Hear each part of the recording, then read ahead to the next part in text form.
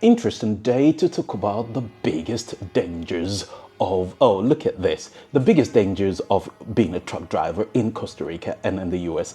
All right, so I went to a truck parade, and one of the drivers kindly allowed us to see the inside of his truck. It was nice. It was bigger than I actually thought. He had aircon and all that stuff, and it's absolutely amazing. So sometimes you get lucky and someone shows you the inside of their truck, and it's really nice. And then he started it or something like that, and the air conditioning and all that. It was very good. And the inside of the truck, actually, it's going to explain a lot of things. And one of the things that it's going to explain is the dangers of what it means to be a truck driver anywhere in the world, because this is one of those problems that is just almost universal. And I think one of the biggest problems that I've heard a lot of, which I find it absolutely amazing, probably staggering as well, is that you can't, a lot of truck drivers complain about safe parking. And I'm thinking, if they're essential workers, if being a truck driver is an important job, then why don't you have enough parking space for them? I think that it's almost a no-brainer. That it's almost like when people say thanks for your service, and then they allow the veterans to live in really terrible conditions with mental health issues, and they're not doing anything. And I just feel the same way with the truck drivers, where it should always be about, they should always have a safe parking space. All right, this is at Costa Rica. And this is at the port, the Caldera port, and then of course you've got food, grilled barbecue, and then you pay things at the vendors because you need to eat something, and you can see that the port is just behind, and you have a lot of tankers that are coming in. It's not even the biggest port in Costa Rica, but that's not the point. That's beside the point. The idea is that you have truck drivers leaving their trucks parking here and waiting for days for something to be cleared by customs at the port, and then all these issues they have. And you would think that in the US that it's going to be a bit better because, well, it's a bigger country. And then I could remember driving through parts of the US. It's just absolutely insane. You've got a Love's stop, and you stop there. You've got this massive parking with showers, and they could buy things. You could have restaurants. You have a lot of things, and Buc-ee's sometimes do have those as well. So okay, this is me trying to get some food. Okay. But the point here is that when you are in a place like the US and you have all these facilities, and they're saying, look, these are essential workers and we really do need them. And I'm thinking, well, fine, build the infrastructure, because you actually think about it.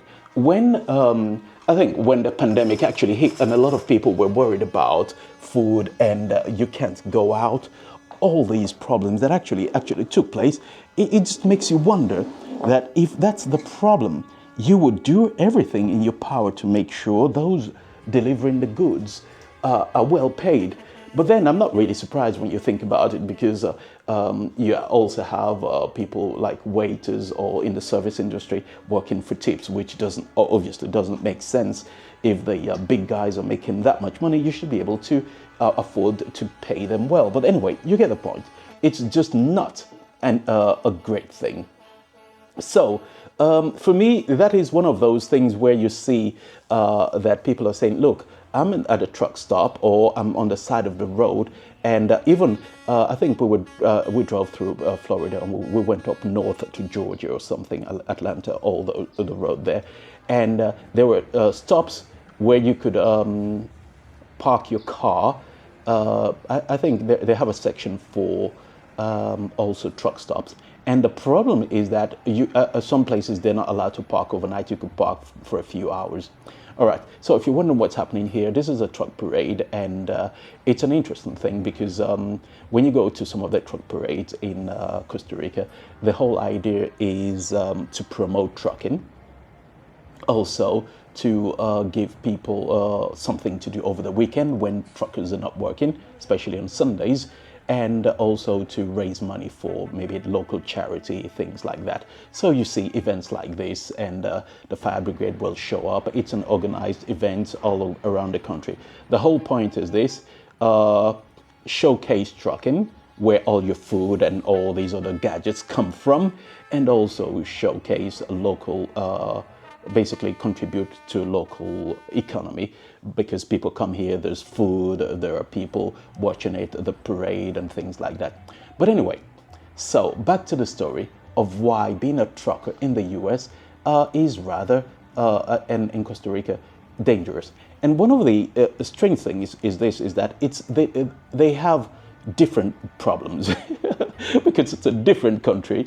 But the first thing, for example, was that it was said that if, women were not often allowed in some places, and the US being such what it is, and if you have a minority driver, a brown driver, driving to other parts of town where it's a bit dodgy, where they want to, anyway, you get the point, racism. Anyway, so those type of places, people were like, oh, don't go there, because it just makes driving difficult for those involved. So that is another thing where people are saying this is not a good thing, where you have race instead of just focusing on the job. And this brings me to the story that actually happened in Florida. And this was an interesting story where it is said that the US has a major Sikh, Asian Sikh truck drivers. And I didn't know, actually. But all you just noted is that when you go to some places, you have local truck drivers, and then those who do interstate, and those who do international, they go to maybe Mexico. I met someone in Costa Rica once, and he said, look, in my previous job, I used to fly all the way to the US and then go to, I don't know where in the US, my boss would buy a truck, and my job is to drive the truck all the way from the US all the way to Costa Rica. So he needs to go down to Mexico and then go through Central America to get home. And well, I don't know, it seems to pay well, because I mean, why would you want to do it otherwise? Because he just said it's a long drive. And this is the difference. Some of the dangers in some countries, Costa Rica is very small, by the way, if you're wondering, and you could drive from one end of Costa Rica to the other, even in a truck, in a day. You know, if you really want to, you could do that. So it's not a big country. And because of that, sometimes people drive, long hours. But it doesn't mean that you do long hours, because the roads can be treacherous, and driving at night along mountain roads, because yeah, you've got the coastal area that's a bit flat, but mountain roads, you don't want to do that. That's a big danger for a lot of drivers. But anyway, back to the Sikh drivers and the story and the issues they have. So apparently there was an issue, and this issue started with in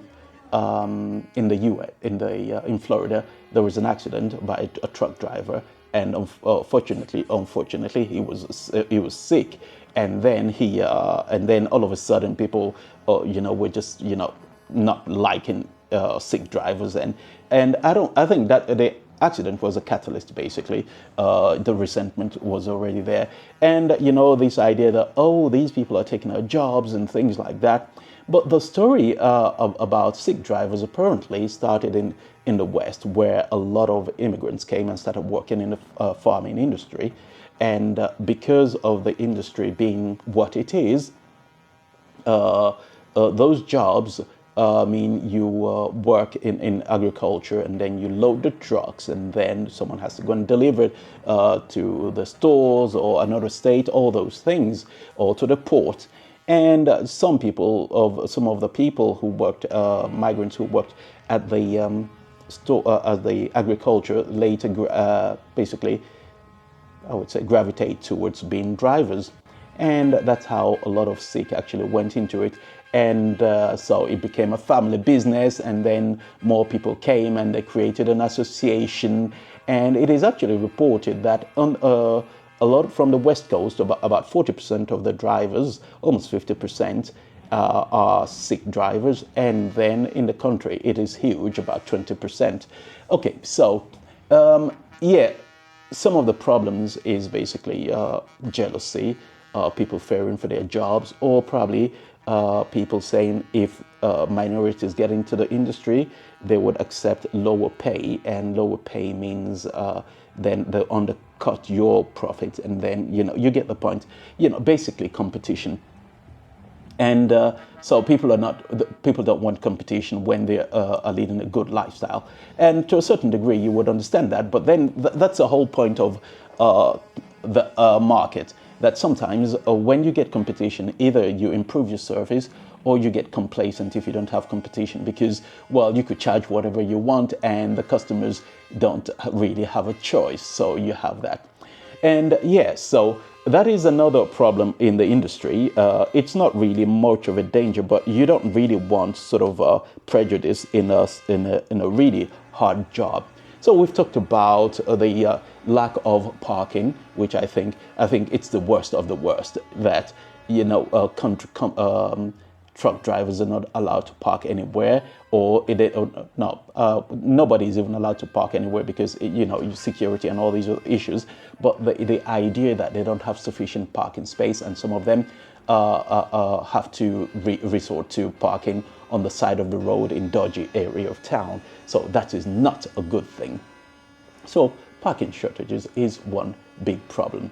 And another thing that's been happening is that a lot of people are complaining that it used to be good money, but now undercutting and all these other things and rules and regulations that you can only drive for, I don't know, about 8-10 hours, and then you need to be off road for, I don't know, another 10 hours, something like that.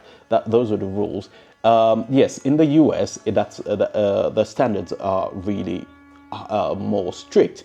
In other parts of Latin America, it's like your boss say you need to deliver this, whatever it takes, and then you just keep going, which is not a good thing. Apparently there is a YouTube couple. They do YouTube videos, and they've been doing it for a while. But the couple actually are truck drivers, and they do. I think they're in France. They do whilst one is sleeping, the other one is driving. So they're both licensed drivers. But I don't know how that works. Is it the truck that needs to be or is it the truck that needs to have at least 10-hour stop, or the driver? I would think it's the driver, because they're able to continue. Just one is sleeping, the other one is driving, and they make a lot of money. This is one of those things you think, oh, that's a good idea, I could do that with my wife. But the problem is you need to get along, because you're in confined space and constantly together 24/7. Not a lot of couple will, the marriage will probably just not survive that level of intimacy. All right, so let's move on. And now another problem that's been happening that people are complaining about, which is not a danger, but I think it's just a reflection of the work, that younger generations are no longer interested. You're beginning to see, due to social media, women getting into it and showing you. And this is one of those things where people say, oh, this is a man's job. There are a lot of jobs that women would like to do, but they're not given the opportunity. And people are saying, well, what about, hard, where it requires heavy lifting? That's a valid point. But not every job or every man's job requires heavy lifting, but it's just been so dominated by men that, the idea of someone else a woman doing it, people don't actually think about it. But now you're seeing that through social media, women doing all these, being truckers and filming themselves, filming safety, filming just basically the industry and how it works. So that's a good thing. And also the fact that there's still a bit of concern, safety and, all the other male just not really thinking you can do the job just because you're a woman, which obviously doesn't make sense. But anyway, yeah, so that's one of those things. Now talk about dangers. Let's talk about another danger. We talked about fatigue, the long hours rules and regulations, and that's good. Or people have said maneuvering out of some really, really tight spot, or when you've got cars parked on the side of the road and you're getting closer to where you need to go, and it just becomes that can be dangerous, because the profit you make, you need to have good insurance, because if you scratch an expensive car, well, I'm not even going to say it's going to be a scratch. You're basically destroying the car, because, well, trucks, blind spots and things like that, it can be rather sketchy. All right. Now, the other thing, dangers about trucks. I remember we were coming, we went to visit family. Okay, we were in France and we were going from the south all the way to Lyon to the airport. And it was, it started to snow, and it started to snow big time. And all of a sudden we started to see all the prefecture, like the, what's it called? The local government says, oh, because you're inclined up, and most of the trucks could no longer make it because of the snow, so they were basically just parked on the side. Everyone was parked on the side, and there were just trucks and trucks and trucks. And this is the highway called the Autoroute du Soleil, which is one of the highways that goes all the way from the south, the Mediterranean, all the way to the north of France. It goes through and goes all the way, you go to Belgium, the Netherlands, and you just keep going north. It's an important motorway. But of course, because of the snow, everything is just packed. And then, of course, we missed our flight because we were stuck behind them for hours. But the point is that, yes, driving as a truck driver during winter, hailstorm or snow in some areas where you need to get the goods to one side, and because of the snow or frozen road, everything is just blocked. So you need to make sure you have enough heating and all these other things. So it's just one of those things. Yeah. And then the other thing is that, I don't know how true this is, but it is said that the mental health of truck drivers, because sometimes you're constantly on the road, you see a lot of atrocities, maybe accidents or things like that. After a while, apparently it gets to you, and there's a higher rate of people, especially in the US, with depression and all these other things. So it is not a good thing. And I would probably guess that having a more sedentary lifestyle couldn't be good for you, because you're not moving a lot. You're behind the wheels, you're driving, and then when you stop, you're tired. You go and get food, and most of the food you eat is like truck stop food. Some people actually cook, but not many do, because then you don't want a smelly cabin. So you have that as well, which is not a good thing. All right, what you're seeing now is part of the truck show, and this is done a lot in when there is a religious festival, and then you have parades, and then truckers also show up for the parade, and trucker families, a lot of people who are interested in trucks also show up. So it's an interesting thing. A lot of smoke and a lot of people just just having a good time. So yeah, it's one of those things. Yeah. All right, let's move on with the story. So those are some of the dangers you find on the road for truckers. But in Costa Rica, they have other problems, and it's almost similar. There have been cases where criminals will steal a truck and with stolen goods, and they'll drive across the border. I don't know how they make it, because when you go across the border, all the paperwork and everything just to get to Panama or to get to Nicaragua, it's insane. And then you see these criminals being able to do that. And there was an infamous case in Costa Rica where some driver got stuck in the side of the road, and then he was kidnapped, and they stole his truck, and he was tied. It was not until other truck drivers went by and saw him, and they were able to release him. He was shaking. He was traumatized, and he was fortunate, because in other cases, others have not been fortunate. They lose their lives, so that's not a good thing.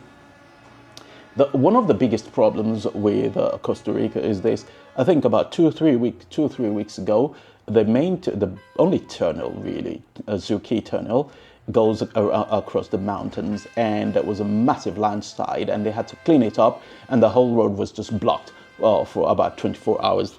And you get there and you're stuck. So normally a journey that would take you 2 hours to get to the other side through the mountains, through the tunnel.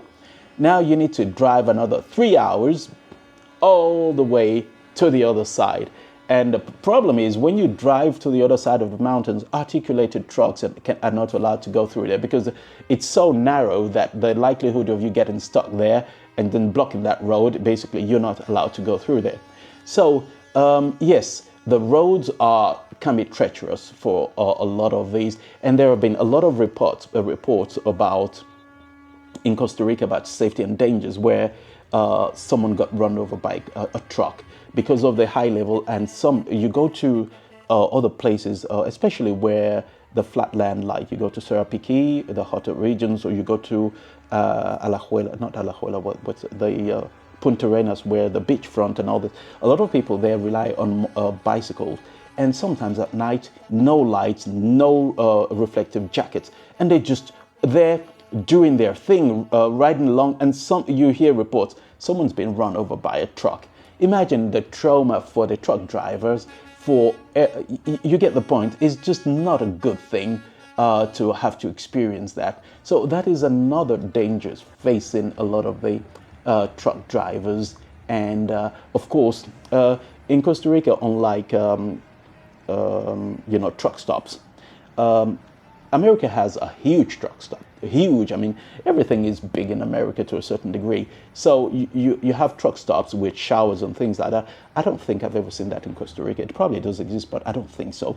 The country is small enough that you could probably just walk home and take a shower at home instead of doing that.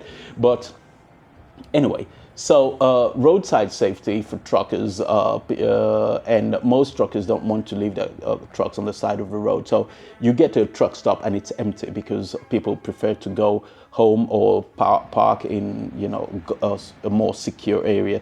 And the more secure areas closer to the ports, you have quite a big one at the biggest port in Limon, and then you have another one close to Caldera.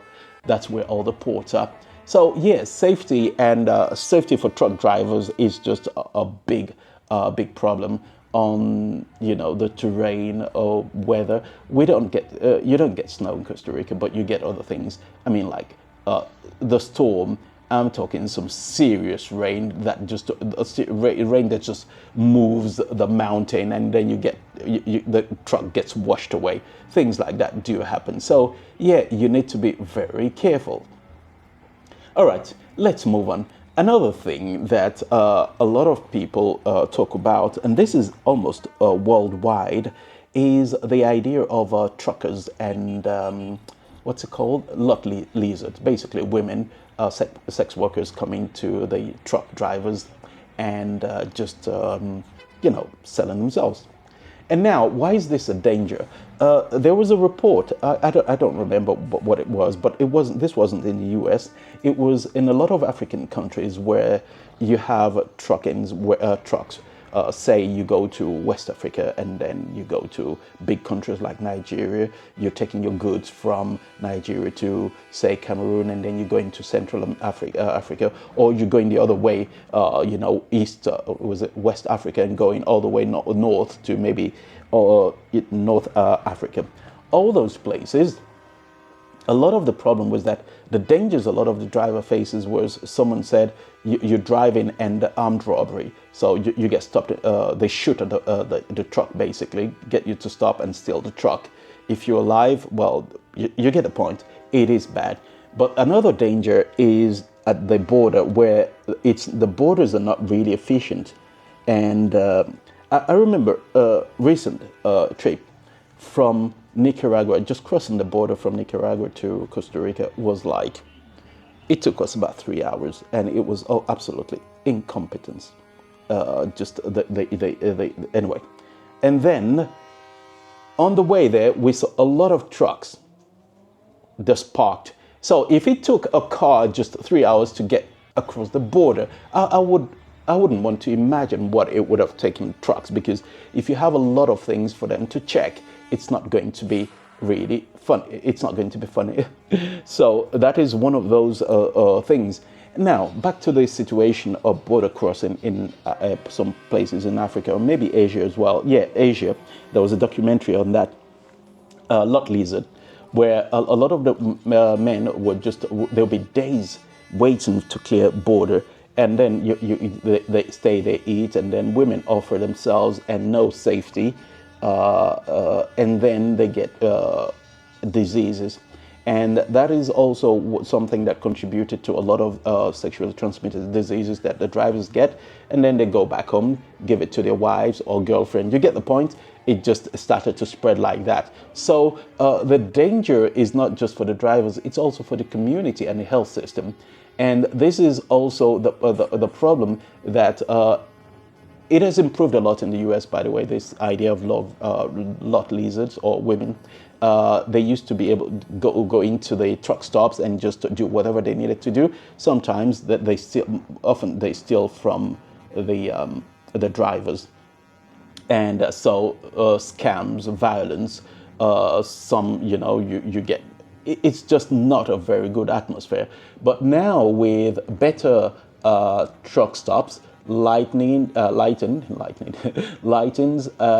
better shower, food, better security cameras, and in some places the trucks stops are actually closed off at a particular time. So if they've got more space, what's the word? You probably buzz, they let you in and then close it. So it's a bit safer. It's also safer for the drivers not being in a situation where you could get killed. And this same issue happens in Europe. A lot lizard. And what you see here is people getting sweets and during the parade from the truckers, especially when you have kids. The kids are really excited. And I think this is a way also to promote trucking as a job in the future, because you see it's a family fun affair, and people are saying it's an other option instead of everyone, it's a trade, instead of everyone trying to go to university as if it's the only means of making a living. So that's a good thing. So let's continue. Talking about Europe, this was a big issue when the problem of the European Union actually started, when they started to open borders, and a lot of crazy things was happening, like the north of France, going from France to Belgium and going up north, because you have the Antwerpen port in Belgium, and then you have the biggest port in Rotterdam. A lot of goods go through the port. It's one of the busiest in Europe, or if not in the world. Well, it used to be the world, but now I think the one in Asia is taken over. But the idea here is that a lot of dangers faced by the drivers, because you have you carry cargo, but you don't know it contains other things, and then all of a sudden criminals stop you in the middle of the road. And there have been cases, there's more GPS being used on trucks now, because trucks are disappearing and truck drivers being attacked. It was just not a very good thing. So now the idea is this, that even when you have a job like this that's supposed to be easier, it is still rather dangerous. And this is one of the other things when you're talking about the Sikh people being truck drivers. Apparently, because they need to wear a turban and they have a beard, it was an easy job for them to get at the time, because then you're grooming the way your turban is not an impediment to getting a job. So that is another reason why some people went into it. Others actually enjoy the solitude of just being by themselves, being their own boss. All those things attract people to trucking.